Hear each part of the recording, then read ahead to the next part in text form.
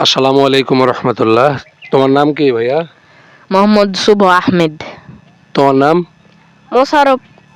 তোমার নাম মোশারফ। তুমি কোন ক্লাসে পড়ো? আমি 5। 5-এ। কোন স্কুলে? দরগা। দরগাতে। আর তুমি কোন ক্লাসে পড়ো? 8-এ দরগা। দরগাতে। আচ্ছা, যাই হোক, তোমরা তো লেখাপড়া করছো তাই না? তো এখন লেখাপড়া যেহেতু করছো, লেখাপড়া এখনকার ছেলে মেয়েরা তো লেখাপড়াতে মনোযোগী খুবই কম। এখনকার ছেলেরা তো শুধু খেলাধুলায় ব্যস্ত, পাবজি খেলায় ব্যস্ত, গেমে ব্যস্ত। হ্যাঁ, তো এই বিষয়গুলো কি কারণে হয় এটা তুমি মনে করো? তোমাকে আমি জিজ্ঞেস করছি। আমি যেটা মনে করি এই বিষয়গুলো, যে যখন স্কুলে যাই কয়েকটা ছাত্রের জন্য অনেকই খারাপ হয়, আবার কয়েকটা ছাত্রের জন্য অনেকই ভালো হয়।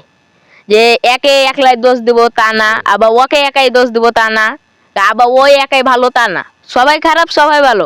তা আমি যেটা মনে করি, কিছু ছেলে পেলে যে বাবার টাকা নিয়ে মানে একটু ভাব দেখায়, তখন অনেকেরই মনটা উষ্টে যায় যে পড়ালেখা করব না, আমাদের টাকা নাই, এই নাই ওই নাই। তো অনেকেই এই লাগেই পড়ালেখা করে না। তো অনেকেই কাম কাজ করে, গ্যারেজে কাজ করে, অনেকে দোকানে থাকে। তো আমি যেটা বলি কি, যে পড়ালেখার ক্ষেত্রে অহংকার দেখা হবে না, যে পড়ালেখাটা যদি মেহনত দিয়ে করা যায় অবশ্যই কিছু পাওয়া যাবে। এটা আমার আসলে মনের কথা। তোমাকে ধন্যবাদ। এখন বিষয় হচ্ছে যে তুমি বলো যে তোমার পড়াশোনা করতে, হ্যাঁ, তুমি যেহেতু ক্লাস 5-এ বলো, তোমার পড়াশোনা করতে কোনো অসুবিধা হচ্ছে কি না?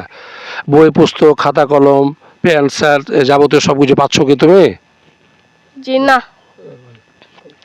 আমাদের বই খাতা এলে সরকার থেকে দিত, এখন আর দিচ্ছে না। তার জন্য প্যান শার্ট কলম বই খাতা এলার অসুবিধা হচ্ছে।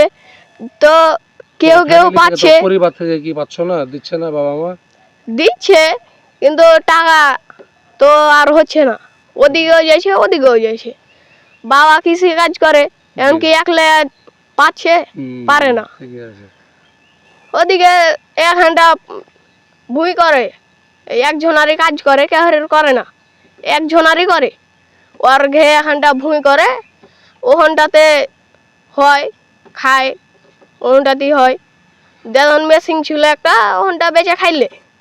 যে আমার আর একটা বড় ভাই আছে, ওই লিয়ে বেড়ায় না, ঢাকাতে থাকে, টাকা পয়সা দেয় না, তখন মন খারাপ করে বেচে দিলে এবারকার। আর অত কিছু হচ্ছে না, দেখুন আরো কানটা হান্ডা একটু ঠিক করলে করে আরো টাকার ইয়ে গেছে, তখন এখন একটু হয়েছে। আবার ঈদ আইলো সামনে, রমজান মাস দিয়ে এখন আরো ঠেকে গেছে। এখন কি করবে, হ্যালো ওভাবেই চলছে। আচ্ছা আচ্ছা। তো যাই হোক, আপনারা একটা বিষয় বুঝতে পারছেন যে ছোট বাচ্চা, কিন্তু তিনি হয়তো গুছিয়ে বলতে পারেননি, কিন্তু তিনি তার মনের ভাবটা কিন্তু প্রকাশ করতে পেরেছে, যেটা আমরা সকলে বুঝতে পারছি। যে একটা ছোট শিশু যে সময়তে তার সংসারের দায়িত্ববোধের যে জায়গাটা, এই চিন্তাটা তার মাথাতে না থাকাটাই ছিল সবচেয়ে শ্রেয়।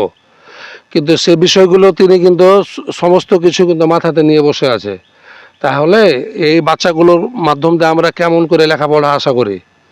তো এই বিষয়গুলো আমরা বিশেষ করে গণপ্রজাতন্ত্রী বাংলাদেশ সরকারের আমরা দৃষ্টি আকর্ষণ করতে চাইব, যে শিক্ষাটা যাতে আরও ঘরে ঘরে পৌঁছে যায়, তার জন্য কার্যকরী পদক্ষেপ নেওয়ার জন্য।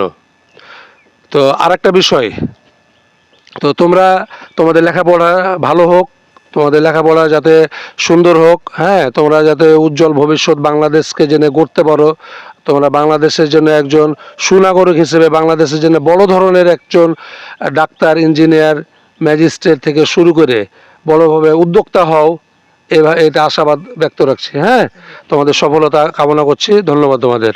আসসালামু আলাইকুম রহমতুল্লাহ। আসসালাম, দোয়া রাখবেন। জি।